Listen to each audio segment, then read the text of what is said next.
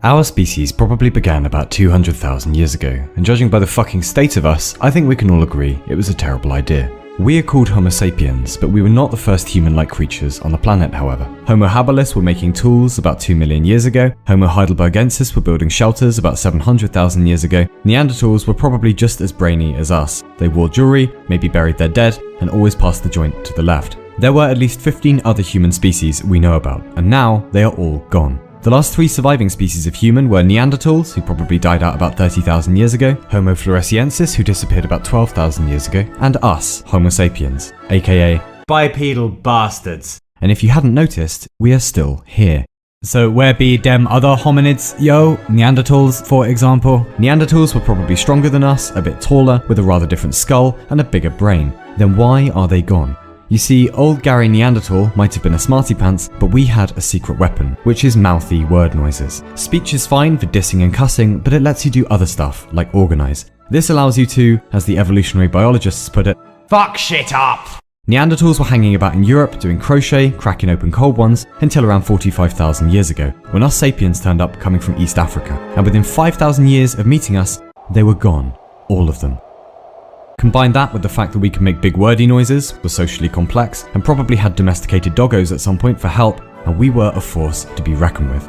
So that was that. We were bumming around for a while as hunter-gatherers, the land was often barren, the climate was often hostile, death lurked everywhere, so Portsmouth, basically. But it really wasn't all bad. We think the average work week might have been around 20 to 40 hours. Their diet was probably quite varied. Vegetables, fruit, nuts, insects, borzoi, whatever they could find. And they weren't idiots. Most members of the tribe had to know the core skills of survival. Which berries will make you dead immediately, how to remember the terrain, how to build tools, how to stay alive. They were generalists. They had to be. Anyway, that went on for a few 100,000 years until we got around to developing agriculture, probably about 12,000 years ago. And suddenly, if we don't find food, we'll all die, turned into, if you eat my food, you'll die, then into, I'm full, but I'll eat some more. And then into, yeah, I'll have the gluten-free macaroon and the lactose-free avocado shake. Merci beaucoup. And then we went off to build society. How? Scrawny, breakable, generally pathetic, but enough about myself. We are not a formidable species physically,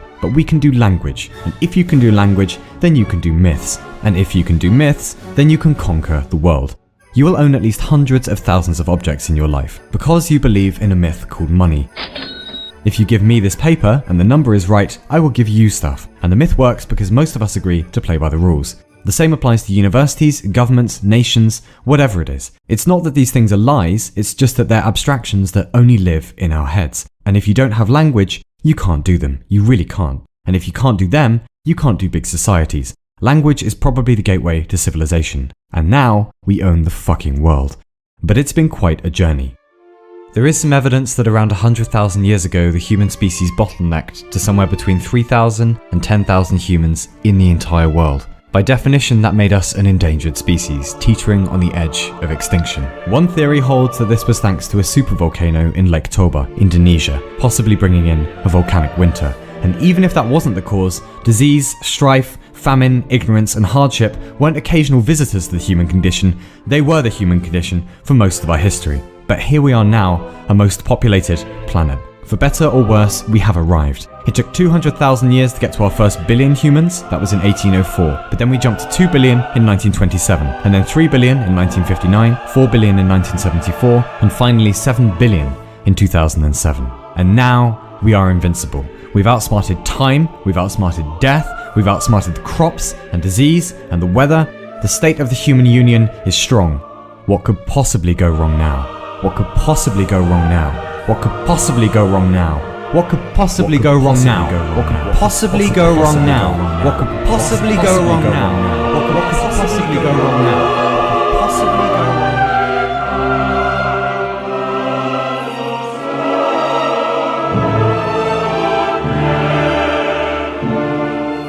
I met a traveller from an antique land who said 2 vast and trunkless legs of stone stand in the desert. Near them, on the sand, half sunk, a shattered visage lies, whose frown and wrinkled lip and sneer of cold command tell that its sculptor well those passions red, which yet survive, stamped on these lifeless things, the hand that mocked them, and the heart that fed. And on the pedestal these words appear. My name is Homo sapiens, hominid of hominids. Look on my works, ye mighty, and despair.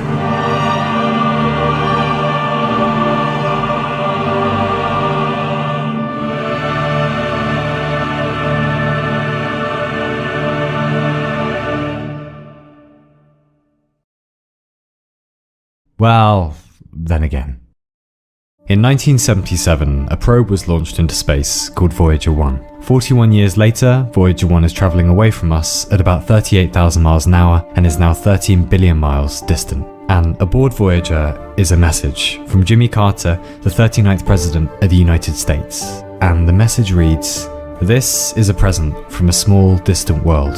A token of our sounds, our science, our images, our music, our thoughts, and our feelings. We are attempting to survive our time so we may live into yours. We hope someday, having solved the problems we face, to join a community of galactic civilizations. This record represents our hope and our determination and our goodwill in a vast and awesome universe."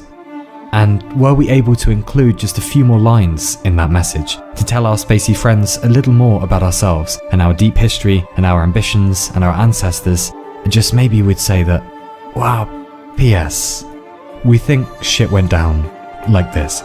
Life probably began on our planet about 4 billion years ago as simple organic machines. We don't know how yet. Then a sudden explosion of diversity 500 million years ago. 50 million more years and plants are taking the land over. 50 million more and insects have arrived. Next, the dinosaurs are taking the stage, 700 species at least, ruling the planet for around 145 million years before something, possibly asteroid-shaped, wipes them out. But it's okay because here come bats and butterflies, giraffes, bears, hyenas, sloths, vultures, mammoths, turtles! You fucking name it. And then the rise of the primates, and 2 million years ago appear our first true ancestor, Homo habilis, and at least 15 other species of the Homo genus spreading out across the world, until about 200,000 years ago when a new genus, our genus, emerges, Homo sapiens, large-brained organizers, talkers, thinkers, capable of high abstraction, of building tribes and cities and nation-states, capable of ending the world in a day. We have stepped into an age of great technological potency, though there are gaping holes in our wisdom. We've become a global superorganism, though we still harbour our tribal inclinations. We've pulled a bunch of fuck-ups, and we're really quite confused and alone,